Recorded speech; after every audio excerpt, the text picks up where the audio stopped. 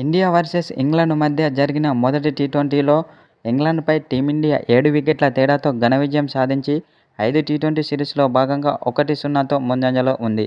అయితే అనంతరం టీమిండియా ఆటగాళ్లపై కీలక వ్యాఖ్యలు చేసిన శ్రీలంక మాజీ కెప్టెన్ కుమార సంగక్కర సీనియర్ల కంటే జూనియర్లే చాలా అద్భుతంగా రాణించారని టీమిండియా జూనియర్ ఆటగాళ్లపై ప్రశంసల వర్షం కురిపించాడు. నిన్న జరిగిన మ్యాచ్లో ముఖ్యంగా అభిషేక్ శర్మ, తిలక్ వర్మ, అలాగే సంజు శాంసన్ చాలా అద్భుతమైన ఇన్నింగ్స్లు ఆడారు. ముఖ్యంగా అభిషేక్ శర్మ చాలా అద్భుతమైన ఇన్నింగ్స్ ఆడి టీమిండియా విజయంలో కీలక పాత్ర పోషించాడని శ్రీలంక మాజీ కెప్టెన్ కుమార సంగక్కర ఓ సోషల్ మీడియా ద్వారా తెలిపాడు. ఇలాంటి ప్లేయర్ జట్టులో ఉంటే మాత్రం ఆ జట్టుకు తిరుగుండదని కుమార సంగక్కర చెప్పుకొచ్చాడు.